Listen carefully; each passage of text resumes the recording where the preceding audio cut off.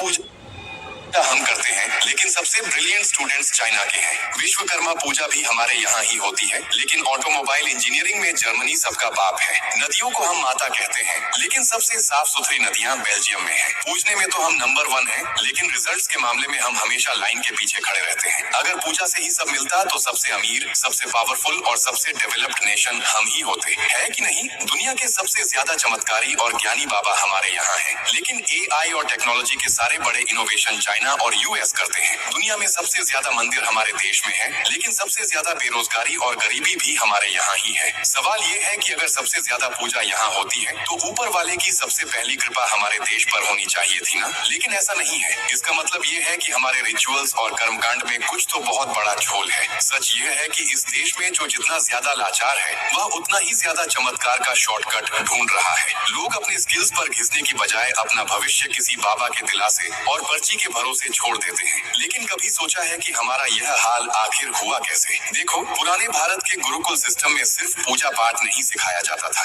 वहाँ academic knowledge के साथ साथ स्क्रिप्चर्स और फिलोसफी भी सिखाई जाती थी। फिजिकल और डिफेंस ट्रेनिंग से लेकर लाइफ स्किल्स तक सिखाए जाते थे। तर्क शास्त्र और साइंस पर घंटों डिबेट्स हुआ करती थी। और भाई, उपनिषद का तो मतलब ही है क्वेश्चन करना, सत्य की खोज करना। लेकिन सदियों के इन्वेजन्स और गुलामी ने हमारे लर्निंग सेंटर्स तबाह कर दिए। और रही सही कसर 1835 में ब्रिटिश एजुकेशन पॉलिसी ने ट्रेडिशनल लर्निंग सिस्टम को खत्म करके पूरी कर दी। और जब हमारे गुरुकुल की एजुकेशन बंद हो गई, तो आम लोग सनातन की फिलोसफी और ग्रंथों की डीप मीनिंग से दूर होते गए। जहाँ पहले स्क्रिप्चर्स के मेटाफोर्स और सिंबलिज्म को डिकोड किया जाता था, वहाँ लोग हर चीज का लिटरल मतलब निकालने लगे। दिक्कत पता है क्या है? हम काम नहीं करते, हम सिर्फ पूजा करते हैं। किसी भी देश में इतना अंधविश्वास नहीं है जितना हमारे यहाँ है। हमने राम को पूजा, कृष्ण को पूजा, लेकिन उनसे सीखा कुछ नहीं। राम आए हमें मर्यादा और स्ट्रेटेजी सिखाने, कृष्ण आए हमें डिप्लोमेसी और कर्म सिखाने, लेकिन हमने क्या किया? उनकी मूर्ति बनाकर मंदिर में बिठा दिया। भाई, रामायण और महाभारत लेसन्स देने के लिए दी गई थी, लेकिन हम क्या करते हैं?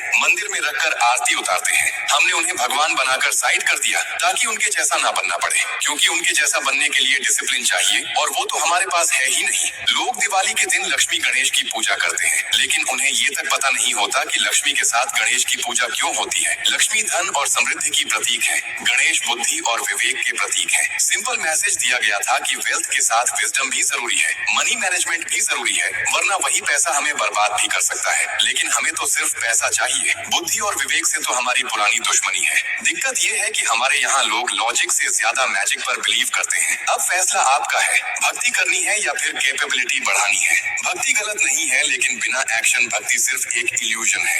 एक बात